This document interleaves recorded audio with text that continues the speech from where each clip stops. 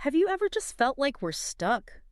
Talking and talking about these huge problems, housing costs just going through the roof, science maybe not moving as fast as it used to, infrastructure, you see it. Yeah, it's like we know the issues, but the actual doing part, the progress, feels like it's hit a wall. Exactly. It's this really weird feeling, isn't it? This sense that we have all this potential, but we're living in this state of scarcity almost. It's definitely more than just a feeling. I think for a lot of people, it's reality. We have the resources, the history of innovation, but actually building things, growing, even governing, it feels incredibly difficult right now. So what's stopping us? What's really holding us back? Well, that's the big question. And it's the question we're really digging into today. We're looking at a really interesting new book, Abundance, What Progress Takes. It came out in 2025, written by Ezra Klein and Derek Thompson. Two very sharp observers. Absolutely. And our goal here is to unpack their main arguments, and maybe just as importantly, how they make their case, how they try to shift our thinking about progress in America. And just a quick note for everyone listening.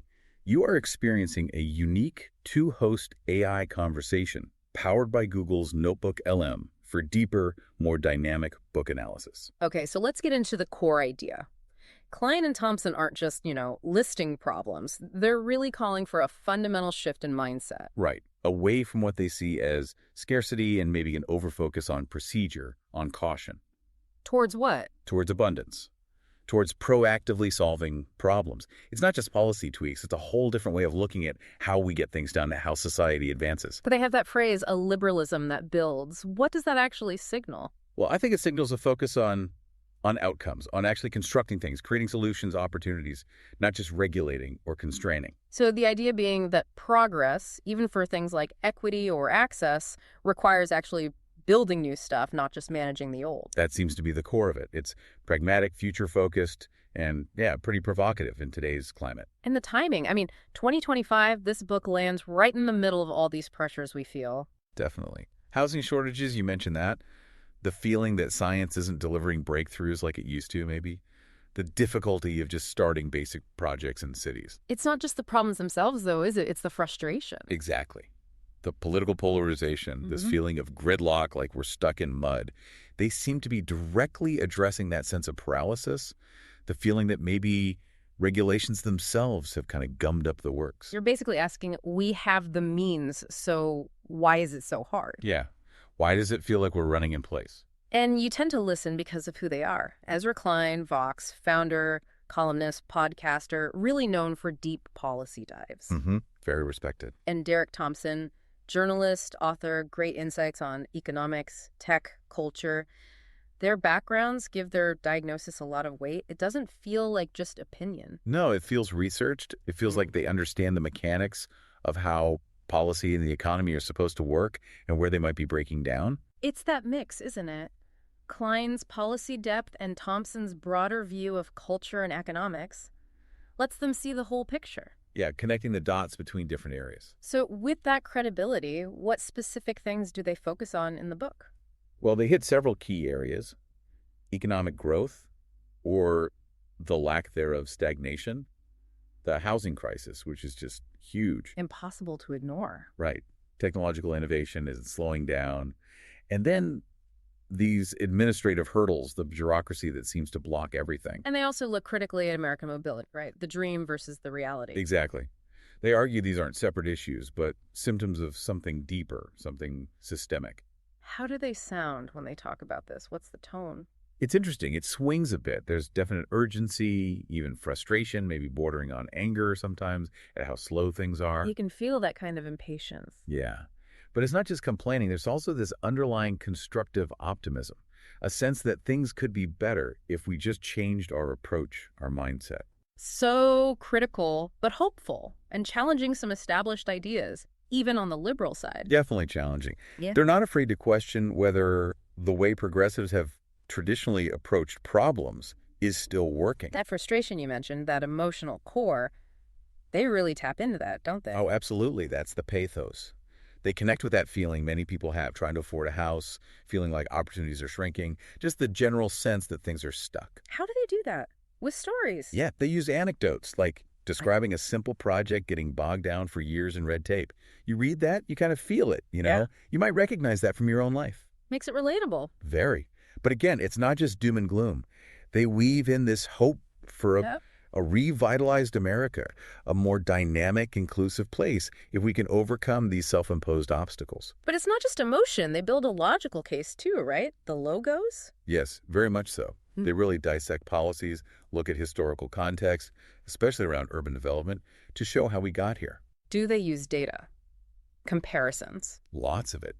Comparing the U.S. to other countries, like look at China's infrastructure build-out versus ours. It's a stark contrast and makes you think. So the argument is, if we reduce these burdens, these bottlenecks, and encourage real innovation, the logical result is more abundance, more progress. That's the core logical argument, yes. Yeah. They try to build that chain of reasoning quite carefully. What about the language itself? How do they write? It's very clear, very direct, often quite urgent. You get phrases like stagnation, national emergency, and that key one, liberalism that builds. Easy to grasp, but impactful. Right. They blend storytelling with analysis effectively. It makes complex stuff feel pretty accessible and also important, like you need to pay attention. And metaphors. Do they use imagery to help make their points? Yes, quite powerfully. They talk about bottlenecks a lot, places where progress gets stuck. I like that one. Visual. Yeah. And machinery for the systems that need fixing. And of course, building, emphasizing that active, constructive effort. These aren't just figures of speech. They frame the whole argument. Any other techniques? Analogies. And they use historical analogies, too, like contrasting the old myth of the American frontier, wide open spaces, with the reality of building things in cities today, which is often incredibly constrained. It highlights how our self-image might not match reality anymore. And I noticed some repetition words like stagnation, bottlenecks, outcomes. Yes, that creates a kind of rhythm, reinforces the main themes, makes them memorable. It drills home the core message. You know, talking about breaking down these complex ideas and finding the core message, it really reminds me of the kind of analysis we aim for on Mindful Moments. Absolutely, our YouTube channel, yeah. Yeah. Trying to offer that kind of AI-powered book analysis that gets you thinking encourages that kind of reflection. So, thinking about the book overall, how effective is it? Do Klein and Thompson achieve their goal? I'd say largely yes. They definitely succeed in pushing the conversation towards this idea of being more proactive, focusing on abundance. The clear examples, the analogies, they make the critique feel very real and understandable. Makes you see familiar problems in a new way. Exactly, which is a huge step. Who do you think this book speaks to most directly? Probably people already working in policy, progressive reformers, maybe professionals in fields like urban planning or tech who are feeling that frustration firsthand. They'll likely find a lot to agree with. But maybe not everyone. Right.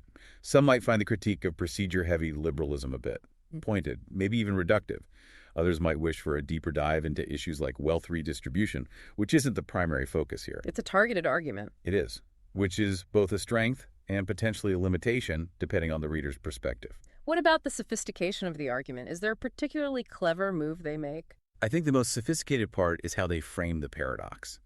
The idea that the very things we created to ensure fairness or safety regulations, procedures, might now be the things holding back progress. That's a tricky needle to thread. It is. Yeah. And they don't shy away from complexity. They bring in comparisons, like with China, acknowledge critiques about redistribution, even if they stick to their main reformist argument. It shows they've wrestled with the counter-arguments. So it's not simplistic. Not at all. They acknowledge the trade-offs involved. Okay, so they diagnose the problem compellingly. What about the solutions? Do they offer a clear roadmap? That's maybe where it feels a bit more hopeful than concrete. They make a very strong case for why we need to change our mindset and what the goal is: abundance, building. But the specific how-to, the exact steps to get there, it feels more aspirational sometimes. Leaves you wanting a bit more on the implementation front, perhaps. Possibly. You feel the urgency, you understand the goal, but the path forward isn't fully paved, you know? Yeah. It sparks the debate more than it settles it, maybe. So, wrapping up on the book itself, what's its unique contribution? I think its distinctiveness lies in challenging both conservative and certain progressive orthodoxies. It's not easily pigeonholed politically. It pushes for this pragmatic, building-focused liberalism. A liberalism centered on abundance, not just management or constraint. Exactly. It's a call to action, really. A refusal to just accept stagnation as inevitable. It's a powerful message. Let's shift from just managing scarcity to actively creating abundance. Yeah, rethinking what progress actually looks like. Which brings us to a final thought for you listening. What does genuine progress look like for you in your life, in your community? And thinking with Klein and Thompson, what hidden bottlenecks might be holding it back? Could be big things, could be small things. It's worth reflecting on. And for more analyses like this, definitely check out Mindful Moments and our podcasts. We try to be digging into these kinds of important ideas. Click the link on screen for the in-depth book summary. Please subscribe, share it if you found it useful, and you can purchase the book via the link too. And remember to think rationally,